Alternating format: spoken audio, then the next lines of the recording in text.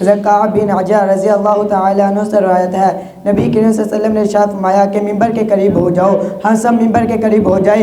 جب آپ پیارے آقا صلی اللہ علیہ وسلم ممبر پر چڑھنے لگے تو آپ صلی اللہ علیہ وسلم نے فرمایا آمین، جب دوسرے درجے پر قدم رکھا تو پھر فرمایا آمین، جب تیسرے درجے پر قدم رکھا تو پھر فرمایا آمین۔ جب پیارے آقا صلی اللہ علیہ وسلم ممبر سے خطبہ دے کر نیچے اترے تو ہم نے عرض کی، یا رسول اللہ، آج ہم نے آپ سے ممبر پر چڑھتے ہوئے ایسے الفاظ سنے جو ہم نے آج سے پہلے کبھی نہیں سنے۔ پھر آقا صلی اللہ علیہ وسلم نے ارشاد فرمایا، اس وقت حضرت جبرائیل علیہ السلام میرے پاس آئے تھے اور وہ کہنے لگے، ہلاک ہو جائے وہ شخص جو رمضان شریف کا مہینہ پائے اور اس کی بخشش نہ ہو۔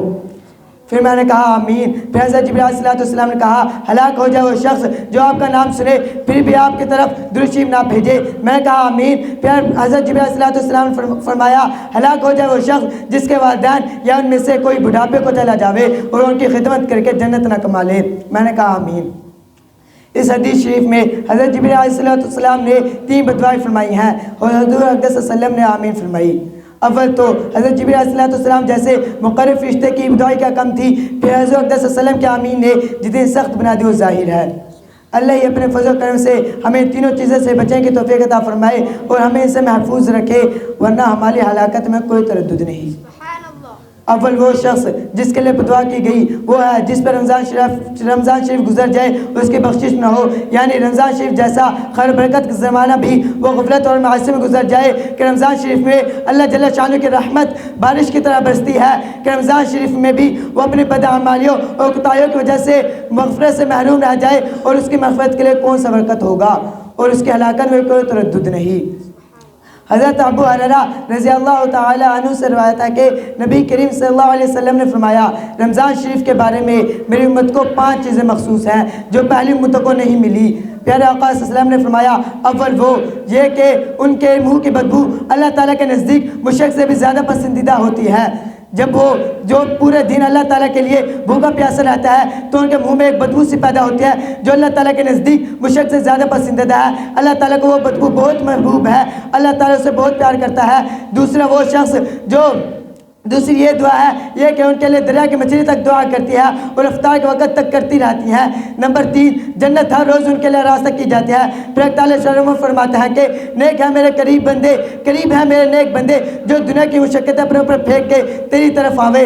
نمبر 4، اس میں سرکش شیاطین قید کر دے جاتے ہیں، وہ رمضان شریف میں ان گناہوں کی طرف نہیں پہنچ سکتے جن میں وہ گناہ رمضان کی طرف پہنچ سکتے ہیں۔ نمبر 5، ان کے لیے رمضان شریف کے آخری رات میں ان سب کی بخشش کر دی جاتی ہے، ان کی مغفرت کر دی جاتی ہے، ان کو گناہوں سے پاک کر دیا جاتا ہے۔ صحابہ نے عرض کیا، یا رسول اللہ یہ شب قدر شب مغفرت ہے؟ پھر آقا صلی اللہ علیہ وسلم نے فرمایا، نہیں بلکہ دستور یہ ہے جب مزدور کا کام ختم ہوتا ہے تو اس کو مزدوری دی جاتی ہے۔ مزدوری کا نام آپ صلی اللہ علیہ وسلم نے فرمایا کہ جو مزدور اچھے طریقے سے کام کرتا ہے، اپنے مالک کو خوش کرتا ہے، اس کا مالک بھی اسے انعام و اکرام سے نوازتا ہے، وہ اپنے شان اس کو دیتا ہے۔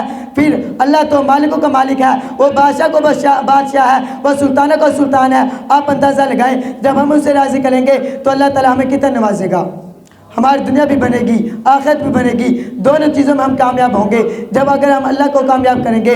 وہ رمضان شریف آنے والا ہے جو اللہ تعالیٰ کا مہینہ ہے، وہ اللہ تعالیٰ کا مہمان ہے۔ اگر ہم اس کو مہمان کو راضی کریں گے تو اللہ تعالیٰ ہم سے راضی ہوگا، اگر ہم مہمان کو راضی کر دیں گے تو اللہ ہم سے ناراض ہو جائے گا۔ زیادہ تر یہ اتنا بابرکت والا مہینہ ہے کہ اس میں زیادہ تر الہامی کتابوں کا نزول بھی رمضان شریف میں ہوا، جیسا کہ حضرت ابراہیم علیہ السلام پر تین رمضان شریف کی راتوں میں صحیفے نازل ہوتے، اور حضرت موسیٰ علیہ السلام پر تورات رمضان شریف کی جمعہ کی راتوں میں نازل ہوئی، اور حضرت داؤد علیہ السلام پر زبور جمعہ کی 3 راتوں میں نازل ہوئی۔ حضرت محمد صلی اللہ علیہ وسلم پر قرآن مجید 24 رمضان شریف کو نازل ہوئی، اور قرآن مجید ایک بار نازل نہیں ہوا بلکہ 23 برسوں میں نازل ہوا۔ ایک بار نازل نہیں ہوا، 30 برسوں میں نازل ہوا۔ اللہ تعالیٰ نے جب کام ہوتا جب اللہ تعالیٰ نازل فرماتے، جب آپ صلی اللہ علیہ وسلم پریشان ہوتے یا کوئی مصیبت پیش آتی، جب پیارے آقا صلی اللہ علیہ وسلم پر قرآن مجید نازل ہوتا، حضرت جبرائیل علیہ السلام کے ذریعے لایا جاتا، آپ صلی اللہ علیہ وسلم کو وحی سنائی جاتی۔ جب اللہ تعالیٰ کلام کرنا ہوتا، جب اللہ تعالیٰ اپنے محبوب کی طرف وحی کو نازل فرماتا۔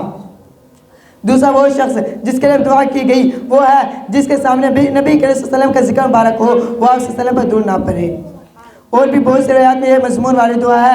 بعض علماء کے نزدیک اسی وجہ سے جب بھی نبی کریم صلی اللہ علیہ وسلم کا ذکر مبارک ہو تو ہر شخص پر، سننے والوں پر درود شریف پڑھنا واجب ہے۔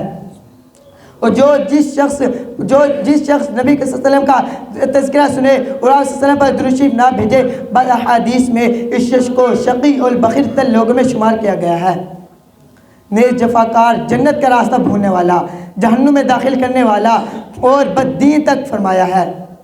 اور دیکھ لیں پیارا آقا صلی اللہ علیہ وسلم نے ہمارے لیے کتنی مشقتیں برداشت کی، جب پیدا ہوئے، جب امتی کہا، جب مرے، جب امتی کہا، امت کے لیے اتنا کچھ کیا، لیکن آج ہم اتنے کوئی وہ ہو گئے ہیں، ہم آج صلی اللہ علیہ وسلم پر درود شریف نہیں پڑھ سکتے، کام کرتے ہیں درود شریف پڑھیں گے، اللہ تعالیٰ ہم پہ رحمت نازل فرمائے گا، یہاں تک کہ اللہ تعالیٰ نے ارشاد فرمایا قرآن مجید میں، یا ایھا الذین آمنوا صلوا علیہ وسلموا تسلیما، ایمان والو تم بھی پیارے آقا صلی اللہ علیہ وسلم پر درود شریف پڑھو، میں بھی پڑھتا ہوں، میرے فرشتے بھی پڑھتے ہیں، جب اللہ تعالیٰ نے فرما دیا، پھر آقا صلی اللہ علیہ وسلم نے فرما دیا، ہم پھر کیوں نہ پڑھیں؟ خود پیارے آقا صلی اللہ علیہ وسلم کے اتنے ہمارے پہ احسانات ہیں کہ میں بیان کہیں نہیں کر سکتا، خود درود شریف کے اتنے فضائل ہیں کہ ان سے محرومی مستقل بدنصیبی ہے۔ اس سے بڑھ کر اور کیا فضیلت ہوگی؟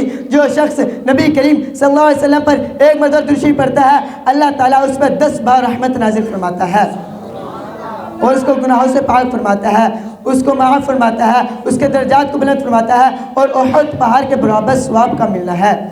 نیز اللہ جل شانہ کی رضا، اس کی رحمت، اس کے غصے سے امان اور قیامت کے دن ہول سے نجات، جب مرنے سے قبل جنت میں اپنا ٹھکانہ دیکھ لینا اور وغیرہ وغیرہ، اللہ تعالیٰ کے مخصوص مقدار، خاص مقدار اور خاص درود شریف پر فرمائے گئے ہیں۔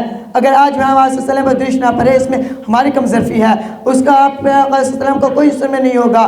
جب ہم درود نہیں پڑھتے، آپ صلی اللہ علیہ وسلم کو تکلیف ہوتا ہے کہ آپ صلی اللہ علیہ وسلم فرماتے ہیں کہ ان امت کے لیے میں نے اتنا کچھ کیا، ان امت کے لیے میں نے اتنی مشکلیں جھیلی کہ یہ امت میرے دین کو پھیلائے گی، یہ میرا نام کرے گی، یہ میرے دین کو پھیلائے گی، اللہ تعالیٰ ایک طرف لائے گی، اللہ تعالیٰ کے ایک ہونے کا گواہی دے گی، اللہ تعالیٰ کے ساتھ کوئی شریک نہیں، اس کی گواہی دے گی۔ لیکن آج ہم صرف اپنی مستیوں گم ہیں، اللہ تعالیٰ کا کوئی گواہی نہیں دیتا۔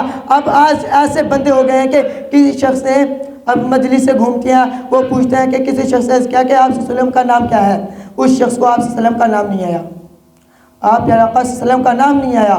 اس شخص سے پوچھا گیا آپ صلی اللہ علیہ وسلم کا نام کیا؟ وہ کہنے لگا صلی اللہ علیہ وسلم۔ یہ تو درود شریف ہے، درود شریف ہے نا، یہ نام تو نہیں ہے آپ حضور پاک کا۔ آپ حضور پاک کا تو نام ہے محمد، حضرت محمد صلی اللہ علیہ وسلم۔ ایسے شخص ہوگا آپ حضور پاک کا نام نہیں آیا، یہ کیسے مسلمان ہے؟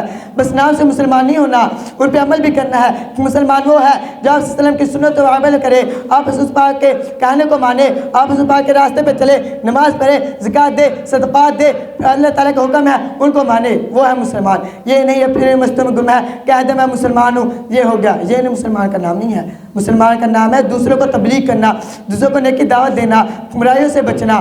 اس لیے اللہ تعالیٰ نے فرمایا کہ یہ بہترین امت ہے، یہ نفع کشائی کے لیے چنی گئی ہے، اس لیے کہ یہ دوسروں کو گناہوں سے روکتی ہے اور نیکی کی طرف بلاتی ہے۔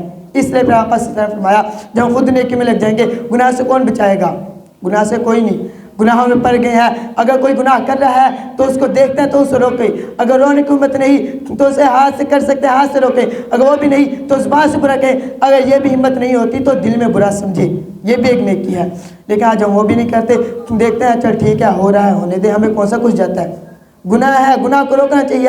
اللہ تعالیٰ ہمیں بھیجا ہے، اپنی مخلوق میں بنایا ہے، اشرف المخلوقات کا درجہ دیا ہے، پھر ہم اس کو نہیں سمجھتے۔ اشرف المخلوقات بہت بڑا درجہ ہے، ہم جنت میں جائیں گے، اللہ تعالیٰ ہمارے ہر شائز اس میں رکھی ہے، ہم جو چاہیں گے وہ پائیں گے، لیکن جنت میں وہ چیز ہمیں ملے گی جو ہم چاہیں گے اگر دنیا میں اللہ تعالیٰ اور پھر آقا صلی اللہ علیہ وسلم کی سنتوں پر عمل کریں گے۔ جب پھر آقا صلی اللہ علیہ وسلم پر درود بھیجیں گے، اللہ تعالیٰ ہم سے راضی ہوگا، پھر آقا صلی اللہ علیہ وسلم راضی ہوں گے، اللہ تعالیٰ جب راضی ہوگا تو ہماری سب مشکلیں دور ہو جائیں گی، سب پریشان دور ہو جائیں گی، ہمیں کسی کا غم نہیں ہوگا، ہم بس دنیا بھی کامیاب ہو جائیں گے، آخرت میں بھی کامیاب ہو جائیں گے انشاءاللہ۔ سب آقا صلی اللہ علیہ وسلم پر درود پڑھیں گے نا انشاءاللہ۔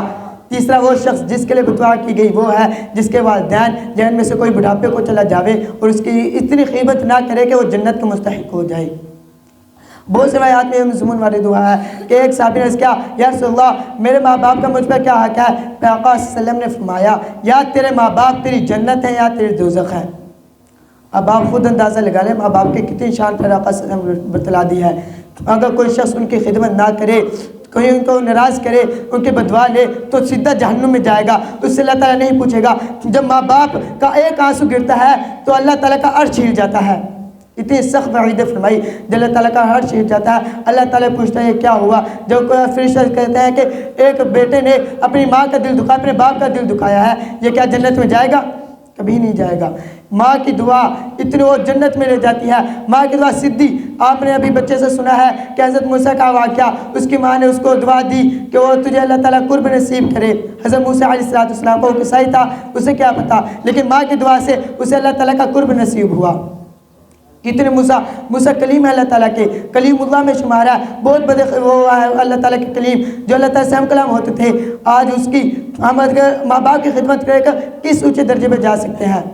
حضرت عمر رضی اللہ تعالیٰ عنہ سے روایت ہے کہ آقا صلی اللہ علیہ وسلم نے فرمایا کہ اے عمر، میں تجھے ایک شخص کے بارے میں بتاتا ہوں، تو وہ جب ادھر آئے گا، مکہ مکرمہ میں آئے گا، تو اس کے اپنے لیے دعا ضرور کرنا، اس کے لیے دعا استغفار ضرور کرنا، اس کی دعا بہت زیادہ قبول ہوتی ہے۔ اگر وہ اللہ تعالیٰ کی کوئی بھی قسم کھا لے، اللہ تعالیٰ اس کی قسم کو پورا کر دے گا۔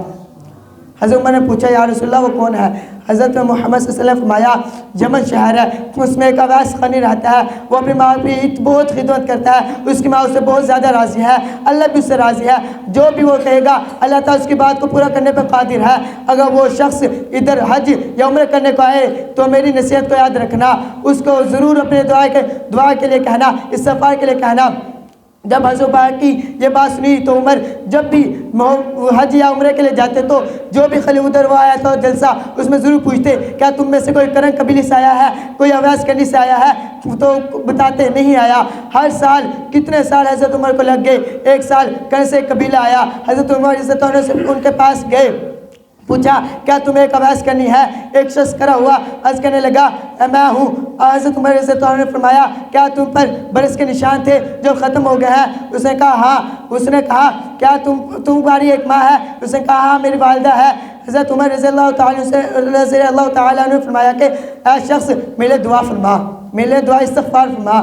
کتنے بڑے جلیل القدر صحابہ ہیں۔ حضرت عمر رضی اللہ تعالیٰ عنہ جس کے نام سے شیطان بھی آج ڈرتا ہے، ابلیس بھی جس راستے پہ حضرت عمر رضی اللہ تعالیٰ جاتے اس راستے کو ابلیس بھی بدل لیتا۔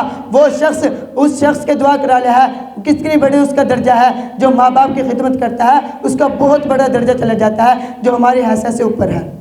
اللہ تعالیٰ بھی اس کی عزت فرماتا ہے، اللہ تعالیٰ بھی اس کا اعزاز و کرام فرماتا ہے۔ اگر آج ہم بھی اپنے ماں باپ کی عزت نہ کریں تو ہماری کوئی قدر نہیں، نہ دنیا میں ہے نہ آخرت میں ہے۔ اللہ تعالیٰ ہم سے کچھ نہیں پوچھے گا، سیدھا جہنم اٹھا کے پھینک دے گا۔ اگر ماں باپ ناراض ہے تو اللہ تعالیٰ ناراض ہے، اگر ماں باپ راضی ہے تو اللہ تعالیٰ راضی ہے۔ اب آپ خود اندازہ لگا لیں، اگر ماں باپ کو راضی رکھیں گے تو اللہ راضی ہوگا، اور اللہ راضی ہوگا تو ہمیں جنت ملے گی، اور جنت ملے گی تو ہر آسائش ہمیں مل جائے گی، ہر خوشی ہماری پوری ہوگی، اور جنت ہمیں ملے گی، اور ہماری دنیا بھی آسان ہو جائے گی۔ دنیا بھی ہمارے اللہ تعالیٰ کچھ آدمی کر دے گا، اللہ تعالیٰ ہمیں اتنا رزق عطا فرمائے گا، اتنا رزق عطا فرمائے گا، اس جگہ سے عطا فرمائے گا جدھر سے ہمارا گمان بھی نہیں ہوگا۔ بس اگر ہم اپنے ماں باپ کی خدمت کریں، اللہ تعالیٰ کی عبادت کریں، ماں باپ کو پریشان نہ کریں، ماں باپ کو پریشان نہ کرنے دیں، ماں باپ کی خدمت کریں، جب یہ ہوگا۔ اگر ہم ماں باپ کو ناراض کریں گے، ان کی خدمت نہ کریں گے، ان کی طرف نہ توجہ کریں گے، اگر وہ ہماری پریشانیوں کا سبب بنیں گے تو ہم بھی جنت میں نہیں جا پائیں گے۔ اور کون بھائی ارادہ کرتا ہے اپنے ماں باپ کی خدمت کرے گا، ان کو کوئی پریشانی نہیں کرے گا؟ انشاءاللہ سب بھائی ارادہ کرتے ہیں؟ انشاءاللہ اللہ تعالیٰ ہمیں سب پر عمل کرنے کی توفیق عطا فرمائے، آمین۔ وما علینا الا البلاغ المبین۔